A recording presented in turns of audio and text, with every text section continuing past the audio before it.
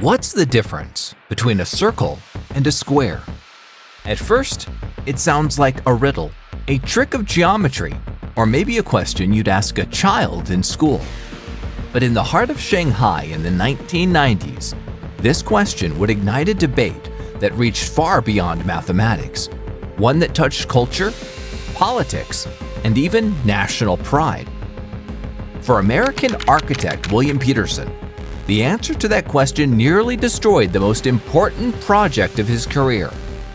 A tower that was supposed to be more than just a building.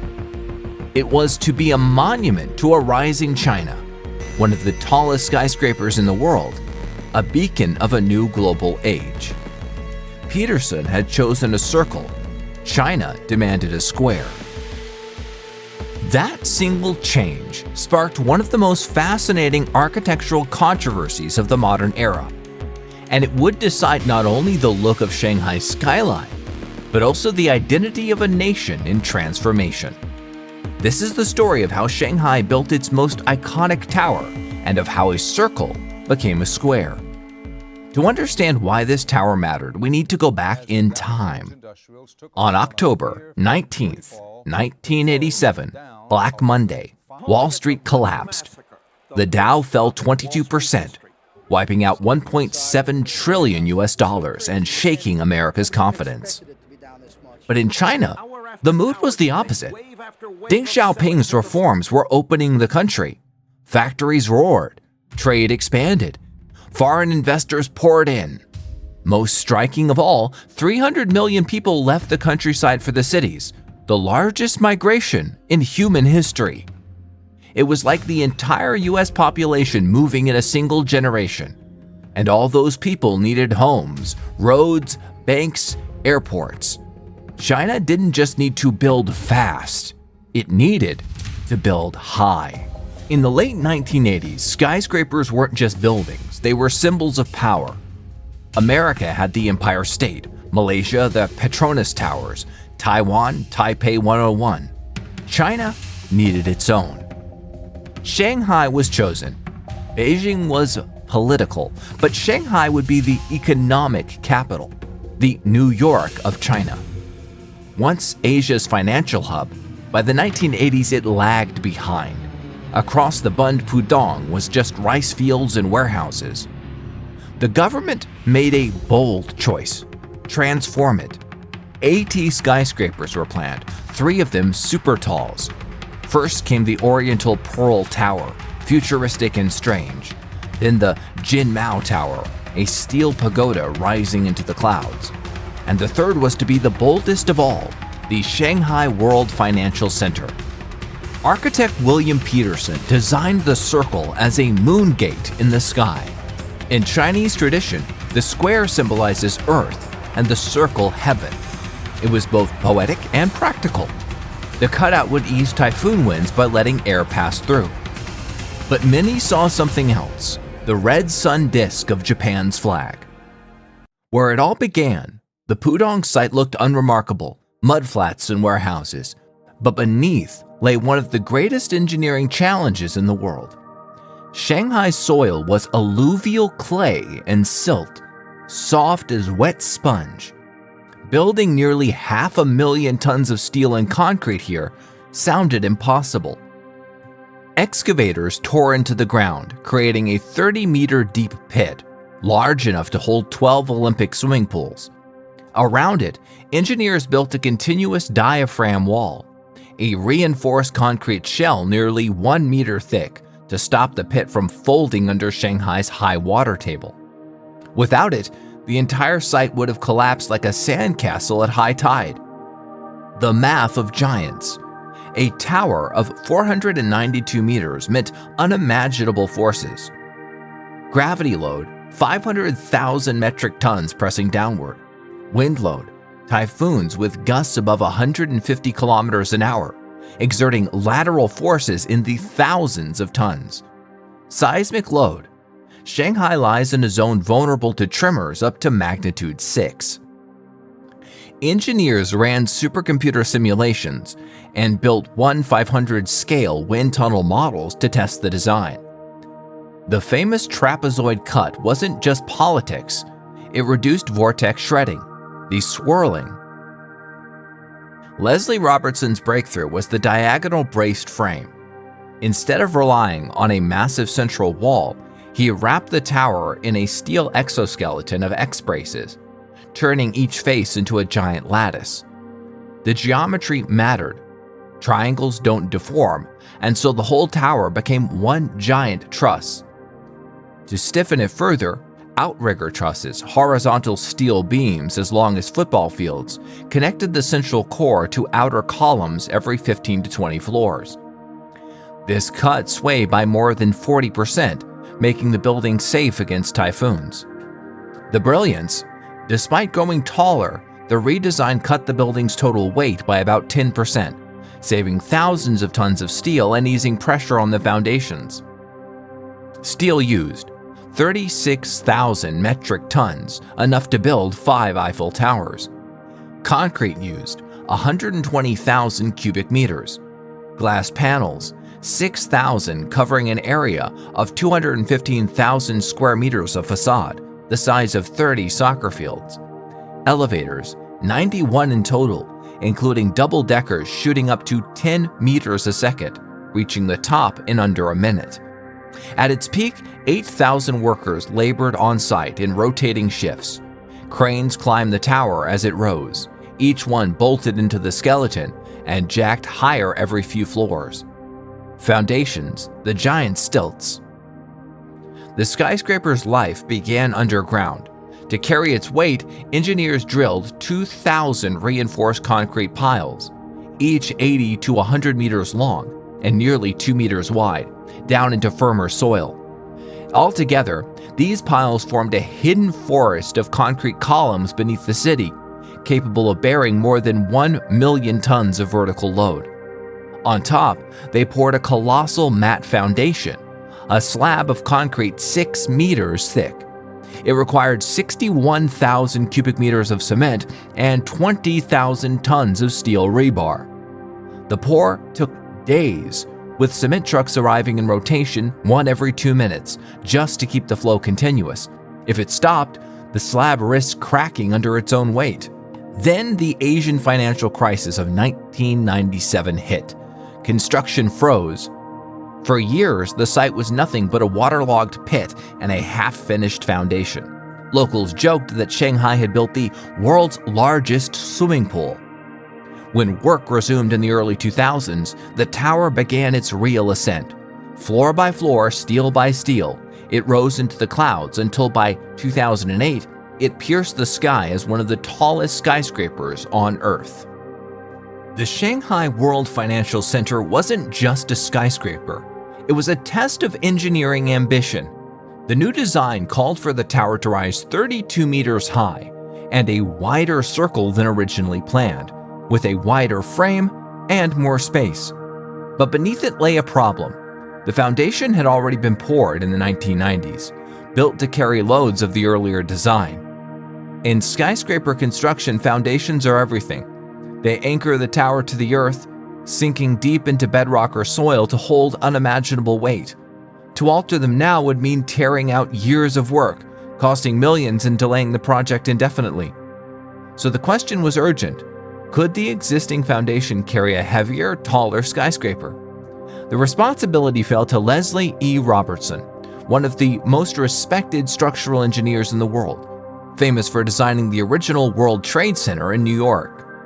Robertson's answer was bold: keep the foundations, but reimagine the tower's entire structure. Instead of relying on thick concrete cores to resist the forces of gravity and wind, Robertson introduced a diagonal braced frame, a steel skeleton of giant X-shaped braces running up the tower. These braces formed a network of triangles, the strongest shape in engineering, channeling the immense stresses downward with efficiency. To reinforce it further, he added outrigger trusses, massive horizontal beams that connected the central concrete core to the outer columns. Like stretching the arms of a bow, the outriggers locked the structure, cutting down sway and making the whole tower stiffer against typhoon winds. The results were remarkable.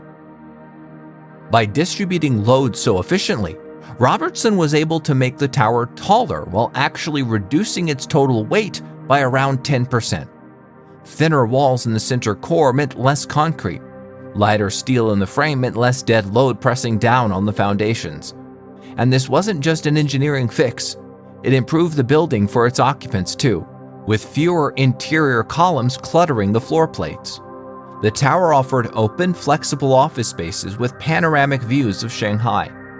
Tenants could design offices as they wished, unbroken by concrete walls. The new system also gave the building its distinctive aesthetic. The diagonal bracing wasn't hidden, it became part of the facade, giving the tower a sharp, futuristic look that echoed its engineering strength. For Shanghai, there was another benefit. The city sits in a region vulnerable to powerful typhoons, storms capable of unleashing hurricane-force winds.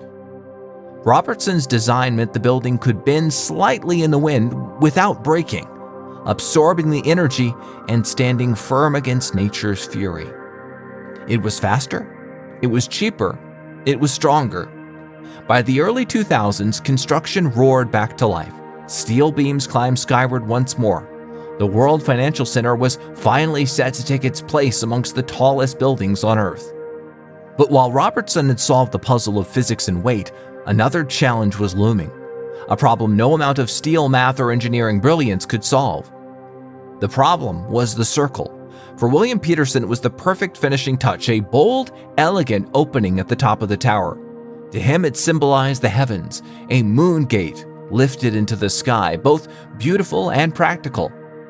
But to the Chinese public, it was something else entirely.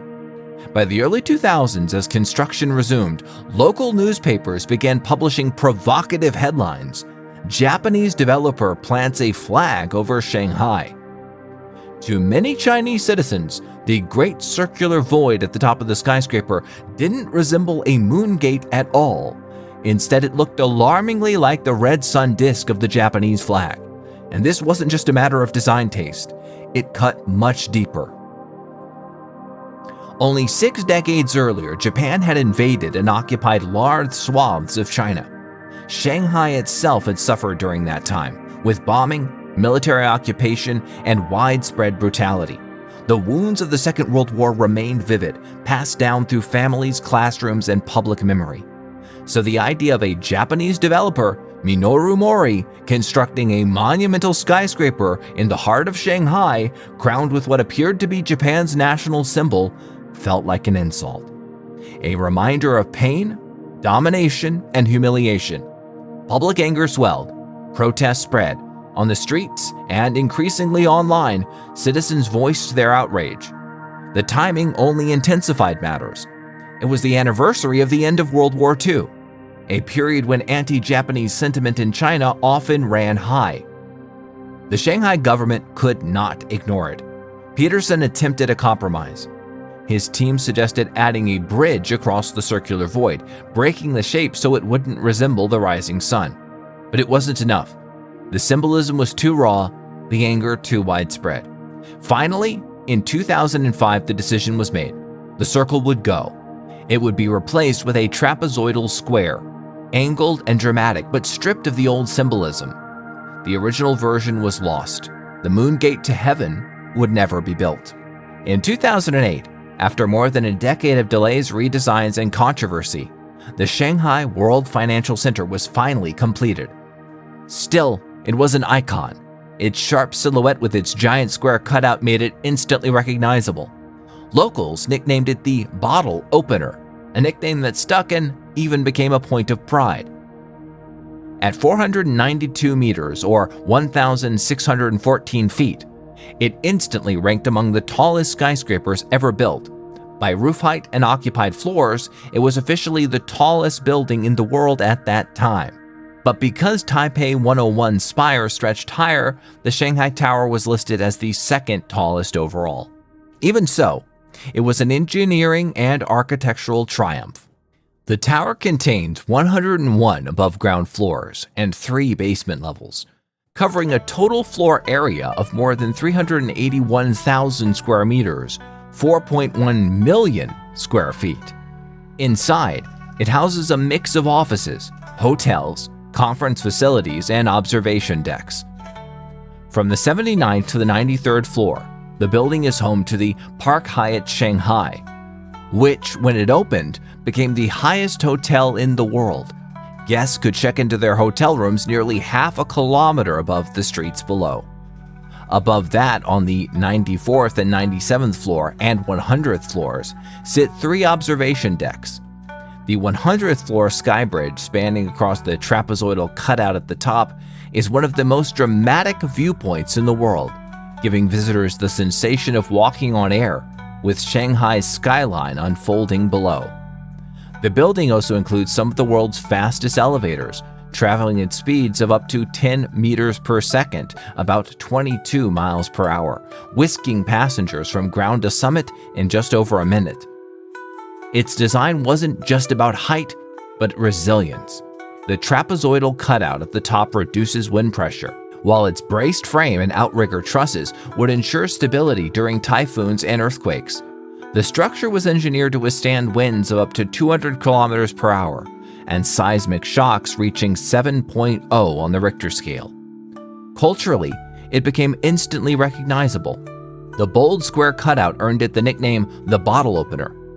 At first, the name sounded mocking, but over time, locals embraced it with affection. Souvenir shops even sell miniature bottle openers shaped like the tower, a playful symbol of how deeply it has entered Shanghai's identity. More than just another skyscraper, the Shanghai World Financial Center became an icon, a marker of China's modern rise, a centerpiece of Pudong's skyline, and one of the most photographed towers in the world. Since then, China has introduced restrictions on skyscrapers. Smaller cities are now banned from building towers taller than 250 meters. Even in major cities, new buildings are capped at 500 meters unless exceptions are granted. The era of chasing the title of world's tallest may be over for now. But the legacy of the Shanghai World Financial Center remains. It stands as a reminder that skyscrapers are never just steel and glass. They are statements about culture, history, memory, and ambition. So what's the difference between a circle and a square? For William Pedersen, it was the difference between a perfect design and a controversial one. For Shanghai, it was the difference between pride and insult. In the end, the circle became a square, the building was completed, and the skyline of Shanghai gained its most iconic shape. Today, the Shanghai World Financial Center is more than just a skyscraper. It is a story of history, of identity, of ambition. A building born out of an economic boom shaped by cultural memory and defined by compromise.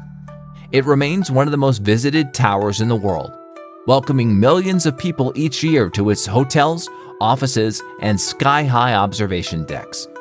Together with the Jinmao Tower and the Shanghai Tower, it forms a trio of super talls that symbolize Shanghai's leap into the 21st century. And yet, its greatest lesson lies beyond engineering or economics.